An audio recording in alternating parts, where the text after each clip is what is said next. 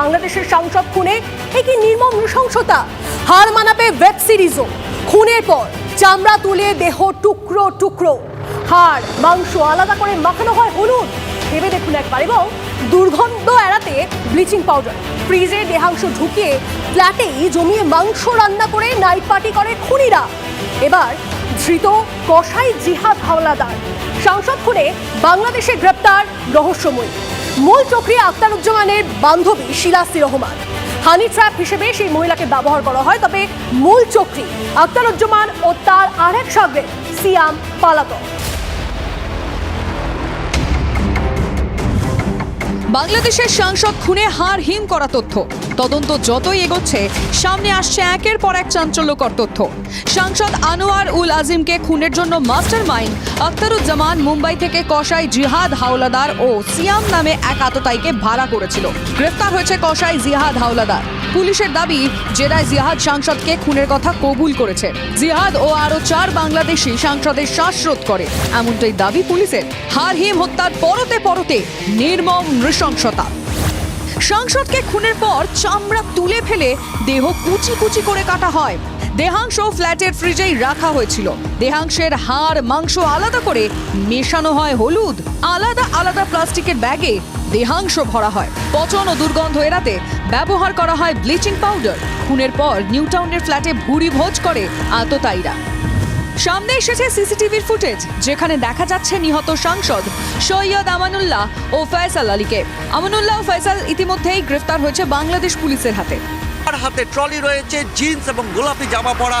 তিনি হচ্ছেন আমানুল্লাহ ওরফে শিমুল, যাকে 5 কোটি টাকার কন্ট্রাক্ট দিয়েছিল এই খুনের জন্য আখতারুজ্জামান, যিনি এই খুনের মাস্টার মাইন্ড। এবং তার সঙ্গী হচ্ছে জিহাদ, কসাই জিহাদ, যে সাংসদের দেহ টুকরো টুকরো করে কাটে এবং হাড় মাংস আলাদা করে, যাতে কোনোভাবে এই ব্যক্তিকে মৃত্যুর পরে চিহ্নিত না করা যায়। এবং ওই সিসিটিভি ফুটেজের আরেকটি অংশ প্রকাশ্যে এসছে, যেখানে দেখা যাচ্ছে যে 3 জন ব্যক্তি ওই ফ্ল্যাটে ঢুকছেন এবং তার মধ্যে সাদা জামা কালো প্যান্ট পরা হচ্ছেন সাংসদ নিচে, এবং তার সঙ্গে রয়েছেন এই আমানুল্লাহ এবং ফয়সাল আলী, যে ফয়সাল আলী বর্ণগরের বাড়ি থেকে ভাড়া গাড়ি করে সাংসদকে নিয়ে এসেছিলেন নিউ টাউনে। সাংসদের দেহাংশ ধাপে ধাপে সরানো হয়েছে বলে খবর। সূত্রের খবর, বাংলাদেশ থেকে কলকাতায় আসার পর একাধিক ভুয়ো নথির সিম কেনা হয়। সাংসদ খুনে শাহিন 2.5 কোটি টাকা অগ্রিম দিয়েছিল বলে জানতে পেরেছেন তদন্তকারীরা। ধৃত জিহাদকে জেরা করে কলকাতায় আসার সম্ভাবনা বাংলাদেশের পুলিশের।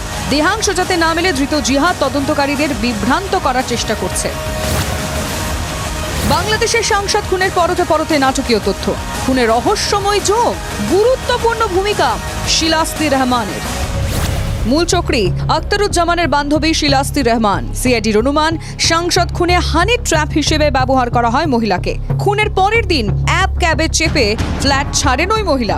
সিআইডির অনুমান, দেহাংশ কোথায় কোথায় ফেলা হয়েছে জানেন ওই মহিলা। বৃহস্পতিবার মহিলাকে গ্রেফতার করে বাংলাদেশ পুলিশ। ঢাকায় বসে প্রায় 1 মাস আগে থেকে ঠান্ডা মাথায় খুনের পরিকল্পনা হয়। এখনো পর্যন্ত জানা গেছে আমানুল্লাহর সঙ্গে সাংসদের আগে থেকে পরিচয় ছিল। চাঞ্চল্যকর তথ্য, আমানুল্লাহ ওরফে শিমুল বাংলাদেশের সন্ত্রাসবাদী সংগঠনের নেতা। তাহলে কি এর সঙ্গে কোনো জিহাদি যোগ রয়েছে? সাংসদকে খুন করতে কেন কোটি কোটি টাকার সুপারি দেওয়া হয়েছে? জানা গেছে, গোটা অপারেশন শেষ করে বাকিরা বাংলাদেশে ফিরে গেলেও মাস্টার মাইন্ড আখতারুজ্জামান মার্কিন যুক্তরাষ্ট্রে পালিয়ে যায়। Bureau report, TV9 Bangla. এই মুহূর্তের সবচেয়ে বড় খবর, সাংসদ খুনের অভিযুক্ত মাস্টার মাইন্ড আখতারুজ্জামানকে যোগাযোগ করেছি আমরা TV9 বাংলা। দেখুন গোপন জেরা থেকে আমাদের কি বলেছেন আখতারুজ্জামান। আচ্ছা, আমি যদি এখন ভাড়া নিয়ে আমার ফ্ল্যাটে গিয়ে কাজ করবো, ডু ইউ থিঙ্ক আমি আমি যেটা করি থাকি, তাহলে আমার ফ্ল্যাটে আমি করবো? এটা আপনাদেরও তো সেন্স থাকা উচিত। আমি ফ্ল্যাট ভাড়া নিয়ে আমি এই কাজ করব, আপনি করবেন? করবে? আমি ফ্রেমড হয়ে আসছি এদেশে, আমি কোনো মতামত করতে পারবো না, কারণ আমি এটার মধ্যে ছিলাম না। আমি মানুষ বাংলাদেশে অনেক কথাই বলে, যদি তাদের কাছে কোনো প্রমাণ থাকে তারা দেখাতে বলে। আমি ঘটনাস্থলে ছিলামও না। আমার বাসাতে আমার বন্ধু আমার কাছে চাবি চাইছিল, সে আমার সাথে গেছিল, কয়েকবার ট্রিটমেন্টের জন্য গেছে। তারপরে আমি এক পর্যায়ে যখন বুঝছি যে বাংলাদেশ পুলিশ আমাকে কথা বলতেছে এবং আমার বন্ধু রেসপন্ড করছে না, তখন আমি চলে আসছি এদেশে। এসে আমি লয়ারদের সাথে কথা বলছি, আমাকে এখন বলেছে মাস্টার মাইন্ড। তো তারা আমাকে বলেছে যে কারোর সাথে কথা না বলতে, এবং বাংলাদেশ সরকার বা পুলিশের কাছে কোনো ডকুমেন্টস থাকলে তারা এখানে দেখ, এখানে প্রমাণ হলে সেটা হবে। এর বাইরে আমি কোনো কথা বলতে চাচ্ছি। আমার পাসপোর্ট রেকর্ড দেখেন, আমি ঘটনাস্থলে ছিলাম না। আমাকে বলা হচ্ছে আমি নাকি 5 কোটি টাকা দিয়েছি। কিভাবে আমি 5 কোটি টাকা দিই? কোথায় পেলাম আমি 5 কোটি টাকা? এগুলো বললে আপনারা বলেন, আর আমি এগুলো এখন শোনা ছাড়া আমার কি করার আছে? ষড়যন্ত্রের অভিযোগ করছেন তিনি, আপনাকে শোনালাম। এর পাশাপাশি বাংলাদেশে যে সাংসদের দেহাংশের খোঁজ চলছে, ভাঙড়ে পৌঁছে যায় সিআইডি। ধৃত কসাই জিহাদকে সঙ্গে নিয়ে তল্লাশি তদন্তকারীদের। ভাঙড়ে কৃষ্ণমাটিতে খালের ধারে তল্লাশি চলে। কি গ্লাস আরে প্যাকেট বস্তা। বাংলাদেশি সাংসদের দেহের খণ্ড অংশ বাগজলা খালের কোন জায়গাতে ফেলা হয়েছে, এবার সেই তদন্তে সিআইডি আধিকারিকরা।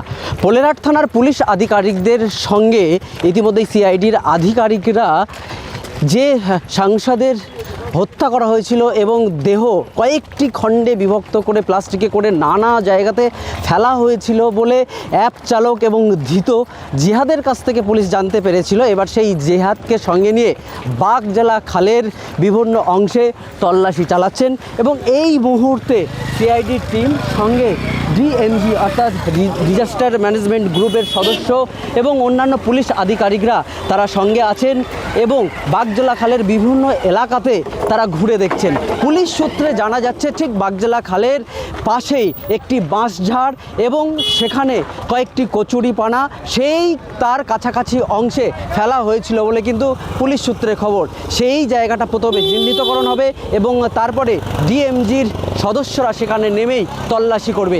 এখন দেখার টানা 2-3 দিন তল্লাশির পর আদতে সিআইডির আধিকারিকদের হাতে কোন তথ্য মেলে। শাহিনুরের সঙ্গে সত্যজিৎ, টিভি 9 বাংলা, কলকাতা।